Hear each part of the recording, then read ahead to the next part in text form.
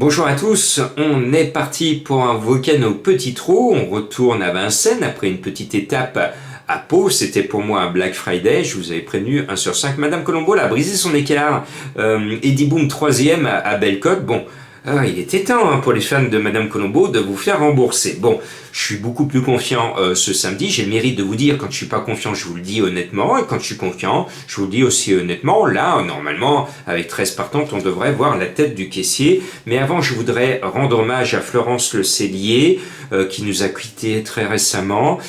C'est une grande dame, puisqu'elle a été la première femme à gagner un quintet. Ce que je voudrais regretter et vous l'exprimer, c'est que il semblerait que tout cela de gagner un quintet, ça tombe dans la banalité, qu'une femme gagne un quintet, c'est tomber dans la banalité alors que c'est un pur exploit.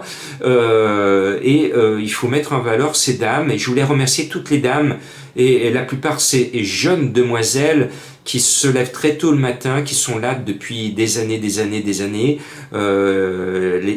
filles, vous avez un fluide auprès des chevaux, et souvent un cheval difficile va être tout gentil avec une fille, et il va être un peu ronchon avec un homme qui s'occupe de lui. Et donc bravo à toutes ces filles qui montent en puissance. Mes sincères condoléances à la famille de Florence Le Cellier, et rappelez aussi que quelqu'un tombe un peu dans les oubliettes, c'est Ellen Johansson, qui a été la première dame à gagner le prix d'Amérique avec Ina Scott. C'était en 95. J'avais assisté à sa victoire surprise avec un cheval américain, du pur sang américain, et personne ne l'attendait. Et ce jour-là, ça a été une explosion de joie, une explosion de surprise, Ina Scott. Et c'était ce moment où on a vécu un moment d'histoire. Et je me souviens d'avoir partagé ce moment où il y avait un moment d'histoire. Et c'est ce qui fait de façon très ponctuelle la magie des courses. Il y a certaines courses qui sont dans la légende, comme quand un certain Red Rum gagne le Grand National de Liverpool et que son cavalier par la suite fait détourner parce qu'il a vaincu le cancer. Il y a des performances qui subliment la performance, et chapeau Florence, chapeau à Hélène, et chapeau à toutes ces dames qui ont ouvert la voie aux autres demoiselles et aux autres dames, puisqu'on était malheureusement, nous, dans le monde des courses, dans un monde très machiste, où les femmes n'avaient pas leur place, et aujourd'hui, elles ont de plus en plus de place, et dans les écoles de jockey, il y a une majorité de filles. Donc, les quintets au galop dans 10 ans, ça sera 15 filles pour 3 garçons dans un peloton de quintets. Et elles vont prendre leur revanche, les filles. Voilà, c'était pour rendre hommage à Florence. Je suis de tout cœur avec la famille, on a perdu une grande dame. Difficile de faire la transition, mais il faut la faire malheureusement. Il y a une expression que je déteste dans le monde du cirque, et pourtant j'aime le monde du cirque quand il s'occupe bien des animaux. C'est le spectacle continue. Il y a un acrobate qui tombe, qui se tue, et mesdames et messieurs, le spectacle continue. Non. Moi, à chaque fois que j'ai perdu quelqu'un que j'aimais, j'avais pas envie de dire que le spectacle continuait. Quand quelqu'un que vous aimez s'envole, il faut vous arrêter. Arrêtez de travailler, arrêtez de vaquer à vos occupations, arrêtez-vous, prenez le temps nécessaire pour vous recueillir. Et très prochainement, à Lyon, je vais proposer aux croyants et aux non-croyants de faire une messe pour les sans-abri morts à la rue, dans l'indifférence la plus totale. Donc voilà, je vous ai tout dit, et maintenant je sais que vous attendez dans le monde entier mon prono, le prono. Eh bien, je vous propose de faire fortune ce samedi. C'est le moment ou jamais de faire fortune, parce que le numéro 8, ma favorite, s'appelle, oui, Fortune. Je l'aime bien, je l'estime, son nom me plaît, je la suis depuis ce début. Elle ne va pas nous décevoir, mais attention, elle risque de se prendre une flèche sur le poteau, et cette flèche porte le numéro 11, c'est Flèche du Cèdre, qui vient de m'impressionner. Elle vient de se balader, et elle peut, avec deux mains, continuer à se balader. Donc là, on a deux jolies filles, cela tombe bien, vous voyez, je rendrai hommage aux dames, on a un quintet au féminin. Bon, Eh bien, derrière ce couplet gagnant, on va mettre le 12 Frimeuse d'Azur. Alors moi, je suis un fan de l'entraîneur Marmion. Il adore courir en province et quand il court à Paris, c'est pour faire quelque chose de bien. Et en plus, quand il veut faire quelque chose de bien, il n'appelle pas sur Sulky n'importe qui, il appelle l'ami Francky.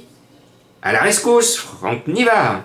L'engagement est bon, ça peut gagner, ça peut gagner. Bon, vous tenez un indice de confiance de 3 sur 5, vous avez votre tiercé panoramique en 3 chevaux, 8, 11, 12, oui, à l'époque, quand j'ai débuté à la radio, sur Radio Panoramique, j'avais inventé, j'étais le seul en France, dans toute l'histoire des pronostics, à faire un pronostic en 3 chevaux, ça s'appelait le tiercé panoramique. Eh bien, ça nous replonge 30 ans en arrière, eh bien, je vous propose mon tiercé panoramique, 8, 11, 12.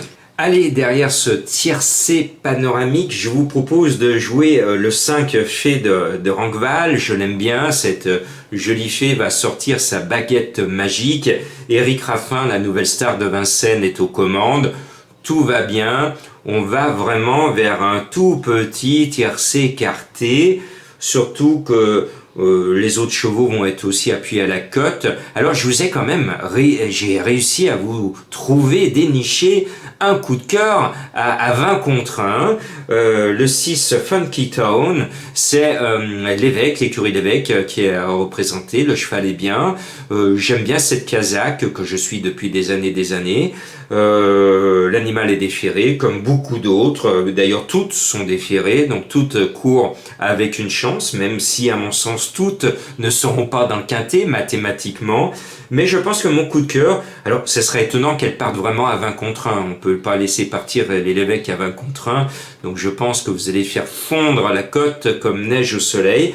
Mais je la sens bien. Et puis, le cheval de Madame Colombo, vous avez vu, hein, elle a brisé son écart avec Eddie Boom. Ben là, elle m'a donné Fine Pearl of Love, ou Fine Pearl of Love, avec mon mauvais accent anglais. Elle porte le numéro 3, c'est même Mathieu Abrivard qui est dessus, elle est déférée. Je la sens bien, Madame Colombo aussi, donc on y va avec ce numéro 3. Et puis le jeu de la finale, le 3 appelle le 13, cela tombe bien, Fabuleuse Finie, qui bizarrement est annoncée à 11 contre 1 alors qu'elle aligne les bulles, elle est jamais dans les 3, mais son entraîneur est doublement représenté, c'est Beckert qui est dessus.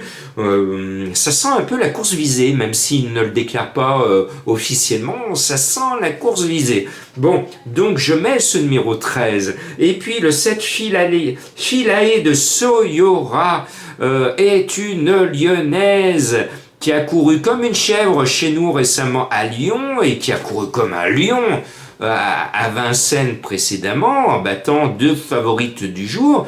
Alors avec elle, c'est le jour ou la nuit, hein. Est-ce que ça va être la chèvre de Monsieur Seguin, comme elle l'a montré la dernière fois chez nous à Lyon, ou est-ce que ça va être le roi lion, cette lionne qui va rugir de plaisir sur le poteau? Eh bien, j'espère que c'est la deuxième solution, qu'elle va sortir ses griffes et qu'elle va montrer, comme elle l'a démontré il n'y a pas si longtemps à Vincennes, qu'elle a la pointure d'un tel lot. Mais si elle court comme la dernière fois, elle ne sera pas là. Voilà, un indice de confiance de 3 sur 5. Allez, je pense qu'on va passer un bon week-end. Faites la bise à monsieur le caissier.